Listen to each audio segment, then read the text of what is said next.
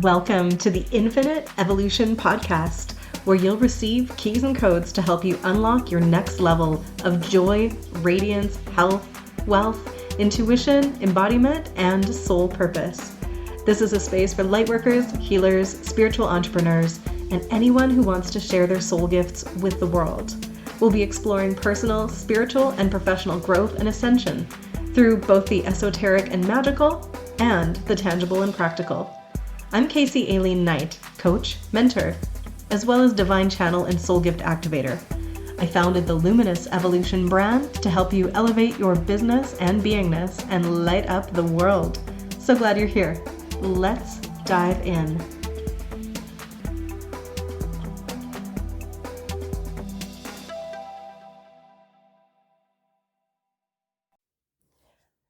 In this episode, I am taking you on a flashback journey to 2012 in December. This was, if you will recall, when we were concerned about the end of the Mayan calendar and the end of the world. It was supposed to be some kind of apocalypse. Fortunately, I had been on the spiritual path for honestly most of my adult life, or my entire adult life. And I knew that the word apocalypse didn't mean the ending of the world. It meant the lifting of the veils. So on December 21st of 2012, I was curious as to what was happening, but I did not for any minute think that, there was going to be an actual disaster. What I didn't realize was how personal the apocalypse was going to be. So at this time, I was in a performance group of a circus arts performing troupe, and I was a professional hula hooper. We were hired to perform at the Bioware Christmas party. This is the video game company, and it was a very epic affair. Massive hotel ballroom with lots of roving performers, and we were up on the stage. We had all kinds of props. We had a glass walker, fire eater, sword swallower, hula hoopers, people doing other kinds of flow arts, and it was pretty epic. Our stage show went really well. And we actually got to stay for the party, which was super fun because the reason we were actually there was one of the performers also had a boyfriend who worked for BioWare. So that was our in. We got to stay, and it was a grand affair with a massive buffet. It was food, it was booze, it was chaos. It was amazing. It was very indulgent. And I remember eating and overindulging in some things that I knew my body didn't love. More cheese and bread than maybe my body would be comfortable with. A little bit of alcohol, but I was taking it very easy on that. But I remember eating some fish and then it tasting a little bit funny, but instead of spitting it out, I was like, ooh, yeah, if anybody gets food poisoning tonight, it's going to be from that. Wouldn't you know it? A little later, my guts got a little rumbly, and I wound up realizing that I actually needed to leave, pretty darn quickly. So I pull my husband, who is my date, out of there, and we make the journey home. Fortunately, we lived quite close to the venue, and I proceeded to have my own personal apocalypse for the rest of the evening. I slept in the bathroom. I purged myself so thoroughly. It was gross. It was dramatic. Think ayahuasca ceremony. Think getting rid of everything, not just food, but feeling like purging lifetimes worth of crap. And it was interesting, though, because the entire time I was in this experience, I felt energetically held. I felt safe. I felt protected.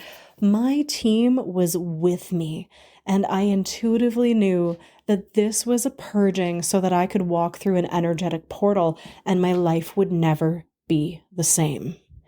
I felt so comforted the entire time. I was, like lying on the bathroom floor, barely able to stand up, like weak. I was dehydrated. It was nasty, but I was fine. I wasn't suffering, even though it was gross and painful, because my heart and soul were held so thoroughly by these divine, loving energies. They were speaking with me. I had all kinds of interesting revelations. And when I went to bed eventually that night or morning and woke up, I woke up with a sensation of purity, of emptiness, spaciousness. And it really did feel like an opportunity to make some deep changes. Now, at the time, I had become obsessed with a style of book that was very popular, where it was like a year of devotion to one topic, or someone just going in and giving themselves a challenge for either a year or for the time of the challenge, like reading the encyclopedia from A to Z, or spending a year of living biblically was one, a year of traveling. This might have been during the heyday of Eat, Love, Pray. I can't remember the timeline, but there are a lot of books like that I was devouring. And I thought to myself, you know what? Since this is a new opportunity, I want to give myself a challenge. And I am going to devote this next year to listening to my body.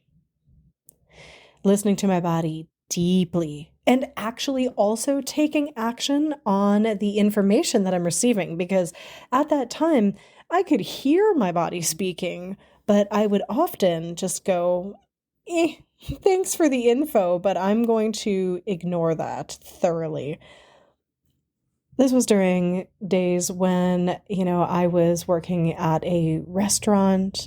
I absolutely would go and party with my friends, stay up all night. It was not super wholesome, nothing too crazy, but I definitely ignored my body's signals at times for the sleep it was craving, the food it was asking for. I wasn't nourishing myself to the best of my ability, and I knew that. So the project, a year of listening to my body, was born, and I decided to blog about it and write about it. And I had no idea how magical it would be. Not only was this year, which turned into 2013, one of the most exciting and pivotal and transformational of my life, but man, I had so many cool adventures. It was epic. So I want to share with you a few of the things that I wound up doing. One thing that happened very naturally and organically that I did not set out to do was get sober. Wasn't an addict or anything, but I definitely had drinks after work, and I was a sommelier, so I'd taste wine and all of that, would smoke weed occasionally. And when I was deeply listening to my body, even when I was working a shift on New Year's Eve, there was no time when my body was like, you should have a drink. My tongue might have, but I was doing this holistically. So I rang in the new year with some ginger ale instead of champagne. And over time, I just realized that my body was never asking for drugs and alcohol. It wasn't even asking for caffeine. It was desiring to be in and of itself instead of being inundated with chemicals that would alter my own chemistry, my own experience. So, I think the hardest thing I ever drank was green tea. And the most caffeine I had was in the green tea or chocolate in this year, which was not the plan, but it was very interesting. And I started to do it consciously when I did actually check in with my body. And it was like, yes, absolutely. We would really, really like you to not imbibe. So I was like, all right, time to explore the mind-altering properties of sobriety then. And it was quite fascinating. I had conversations with my body every day. Hey, body, what do you need? How are you doing? Is there anything I can get for you? What would you like today? And this led me on all kinds of interesting experiences, like bringing in a sacred dance practice and this like movement sway kind of experience. I did have a little scare one month, actually, where I was having a little bit of the biological clock speaking to me. They might say in the UK, feeling a little clucky. And I got so afraid that what my body would say would be like, have a baby now. I was at that point not ready spiritually, emotionally, financially. I was like, I'm not ready yet. And it took me a couple days to actually tune into the feeling and speak to my body. My body wanted to make a baby. And I was just like, no, not yet. But it was really interesting because the process of listening to my body didn't mean I had to go and get knocked up right then and there. My body was like, I just want to be heard. I just want to be heard. And it was getting weird. It was getting loud. It was this actual physical desire sensation that I could feel. And then when I asked my body, hey, tell me about this, what's going on? We had this conversation. It felt heard. It felt seen. And then the feeling dissipated. I didn't have to actually act all the way on it. I just really needed to make my cells, my being, my DNA, my body's intelligence feel like we were at least listening and not ignoring. So that was great. I actually did not wind up conceiving my daughter until 2015. So not that much later, but I did need to go through a few of these experiences to prepare myself. And my soul, my mind, my heart knew that. And that's, I think, one of the things that I was doing over this year was really learning how to tap into my body's innate, ancient, organic wisdom so that I could be a better mother, a better teacher, a more intuitive person. It opened up my psychic senses completely. I also had some really fun adventures that year, and I wound up traveling a lot. I had a few opportunities to travel to different sacred hoop events, one in Bali, one in Sedona. I also went through a priestess training and was initiated as an alchemical priestess, and I wound up traveling to Atlanta as well for a conscious dance facilitator training. I was doing so much. And I had this energy that was available to me because I wasn't spending my time, on my weekends, staying out all night, partying, even just having a couple drinks kind of takes you out the next day. You're not as productive or effective. And so I found myself able to do so much more. And I invested a lot of time and money into advancing my psychic senses, into understanding more about facilitation and co-creation, skills that have stayed with me that paid me so many dividends, like paid me back for the thousands of dollars that I put in. I have gotten back tens of thousands of dollars. And I mean, we're still going with that, using so many of these skills. And we had a few really cool extra experiences too. And when I say we, I think I'm talking about me and my body in the royal we.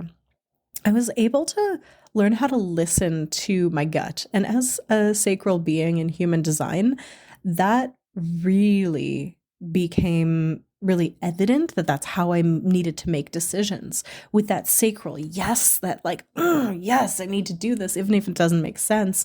Or the like, no. As a sacral being, it's very much about the sound of what my body is wanting. So again, I'm so glad. This was years before I learned anything about human design, probably 10 years before. But it really validated when I learned about being a sacral authority and a generator that I had come to these conclusions about how to live my life and respond and go with the flow and all of that before I knew that that was what I quote unquote should be doing according to my design. So that was really fun. And I got this deep sacral yes to an opportunity to do a hypnosis experience into the life between lives when I traveled to Sedona. And it was after reading a few books by Dr. Michael Newton, who wrote Journey of Souls and Destiny of Souls, where he accidentally started hypnotizing people into the space between lives. And as I was reading these books, it was sparking so many soul memories for me. And I was like, yes. And also there was all this information that was like inside of me that I knew. I was like, oh, you're not even going deep enough. There's so much more that you haven't even explored. It was just reminding me of all this wisdom that my body and soul had inside of me. And I was like, I really need to do this myself. And so I found a hypnotherapist. Her name was Chandra. And I cannot remember her last name, and I have not been able to find her online. This was, like I said, 11 years ago. So I have not seen her website. I have looked it up a few times, and I haven't been able to find her again. So hopefully she is okay. She's doing well. Hopefully she's just retired and super happy. But I spoke with her and arranged to go to her place in Sedona, and we did a 4.5 hour, 5 hour session where she brought me into an incredibly deep hypnosis where we went into a past life, and it actually turned out to be a past life that I was familiar with because it had been channeled when I had been in Sedona maybe 4 or 5 years earlier by another beautiful soul. And this was a past life where I was actually a queen. And I was always a channel in all of my past lives. And some lives ended really shortly after puberty when my gifts came online and I would just be exiled out into the desert. But in this particular lifetime, because I was a queen, I just wound up holding court and giving wise counsel to people who came from near and far to receive my wisdom. And I was quite good at it. But my husband at the time was like, you should really learn how to actually rule a country. Like, I might not be around forever and the throne would fall to you. And I was like, I don't need to learn that. Like, what are you talking about? You'll be fine. And I have advisors for that if, God forbid, anything should happen to you. I didn't want to learn about the military or defenses or war because then as now, it doesn't make any sense to me. But of course, he was right. And he told me that when I popped out of that body and I wound up seeing him right after death. But to go back to that life, he did die about 4 years before me. And I just carried on and I was like, la, la, la, no big deal. Just living life, doing the thing where people come and they ask me questions and I give them answers and can stroke my ego with that and not learn anything about really ruling a country. And then our castle was stormed at some point and I was run through with a sword and died, and many other people died during that siege as well. And yeah, first thing my then husband, the king, told me on the other side was, I told you so.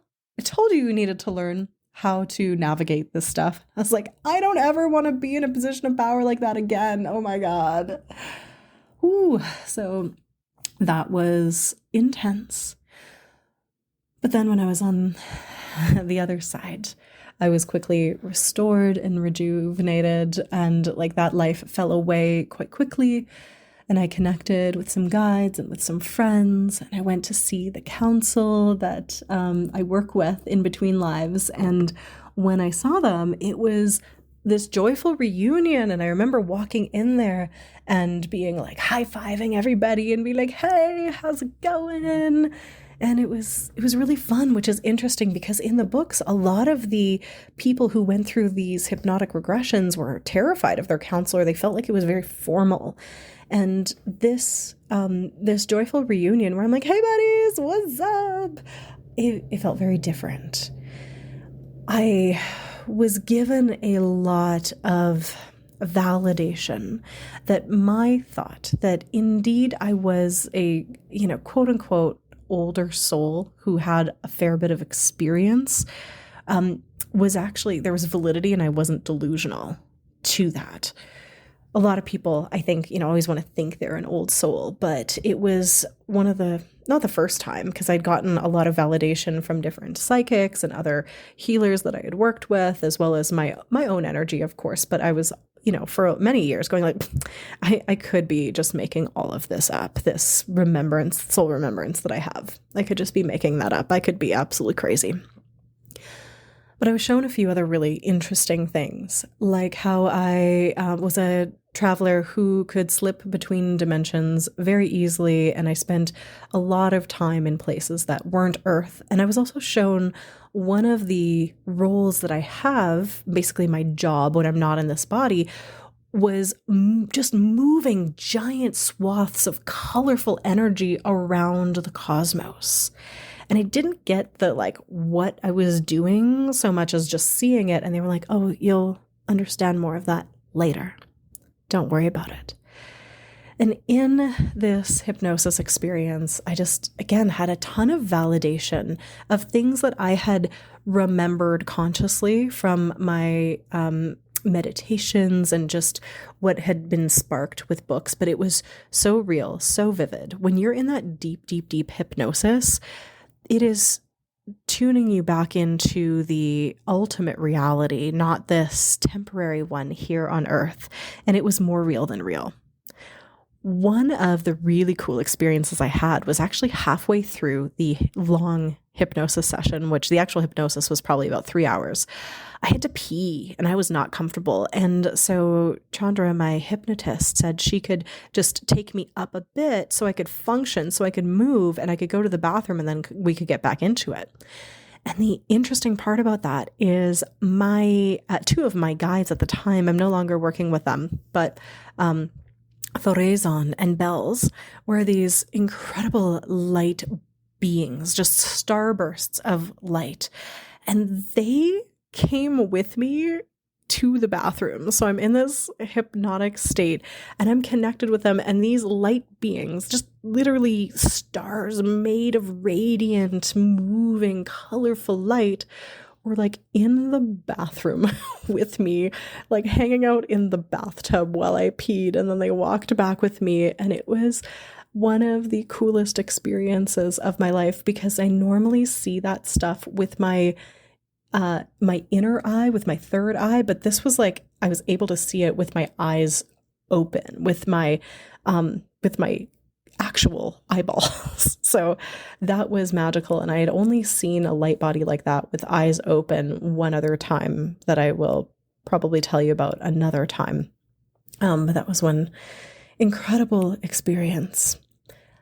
After the hypnosis, I integrated that. I was tired, but I knew that I had opened a doorway to communicate with the cosmos and with the life between lives and different dimensions that I would never be able to shut again. So I felt very satisfied and full of gratitude as I left Chandra and went to go to sleep at 6 p.m. because I was exhausted after all of that time. And it turns out that was true. That reconnection created this hotline to the divine and exploded my waking memory of the other dimensions, and it really enhanced all of those psychic senses and my ability to interpret and see, multidimensional energies, which was super, super cool. And that has served me so well as well with my clients and for myself. And now I can go on soul adventures through the cosmos without needing to go into deep hypnosis, which is super fun. It also activated a superpower in me that I wouldn't actually, bring in for a while, to be able to take people with me and to be able to take people on their soul journeys and read their soul energy and work with their highest self and their team and all of that. So yeah, that was one of the most amazing investments I ever made. And if you ever have a chance to do a life between lives hypnosis or anything like that, definitely give it a try if you are curious. Or you can do QHHT, which is Dolores Cannon's version, and all of these other ones. But it truly does open you up to this soul remembrance. The rest of my year of listening to my body is a bit of a blur. I know I did like a no sugar month. I know I did a lot of, movement meditation and all kinds of things. But really, what I learned how to do was have incredible discernment, energetically, physically, emotionally, and psychically, because I was tuning into my energy and my energy alone. I learned how to identify what was mine and what was not mine. I learned how to really move myself through feelings instead of ever going through an outside crutch, like just, having a drink after work to take the edge off. I had to process everything. And I learned that my body was the key holder to so much wisdom. I learned that when you go inwards, you can access just as much as if you go up and out, going through your body and through down to your cells, through your DNA, down to the molecular level. You're going to reach the same level of the divine infinite all that is as you do if you go outside. And it puts so many cool pieces together for me that have served me just in ways that I'm still understanding and still unpacking and still experiencing. I'm not saying you need to do a year like this, but I am saying that listening to your body, learning how to communicate with it and use it as a tool for guidance is one of the greatest things you can do. Learning how to be with yourself and in flow and unify your body, mind, heart, and soul so they can be functioning as one, even though they do have some separate elements to them, also just brings all this magic to you. And I mean, because I'm a sacral being and because I'm a generator and I'm supposed to respond to the flow of life, my body became my bestie when it came to that. Helps me make decisions, helps me understand how I'm feeling instead of intellectualizing it, which is what I used to do, trying to figure out how I feel. I started to listen to my body, to the sounds, to the feelings, to the energy, and so much more. Oh my goodness. It was absolutely one of the greatest years of my life. And I just wanted to share it with you. So thanks for taking this trip down memory lane with me from 11 years ago. And yeah, I'm just so grateful that I gave myself that gift, that I really devoted that time and energy at that time. Because now, 11 years later, I see how much I've grown since then. But looking back to that point, that was a catalyst. That was such a transformational journey that I took myself on. So if you're ever feeling this desire to do something deeply like that, I highly recommend. If you've enjoyed this podcast, please let me know. You can share it on Instagram in your stories and tag me. And I'd love to hear your comments if anything resonated with you or if you've gone on a similar journey. So, sending you so much love. Until next time. Thank you so much for tuning in. If you've enjoyed this episode, please make sure to subscribe and share this out to people that need to hear it.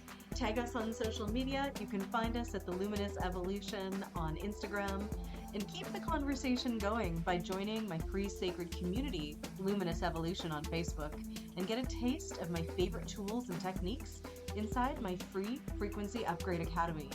You can also join me inside my membership, mastermind, certification programs, or private coaching to be deeply supported on your evolutionary journey. Make sure to check out the links in the show notes, and cheers to your infinite, luminous evolution.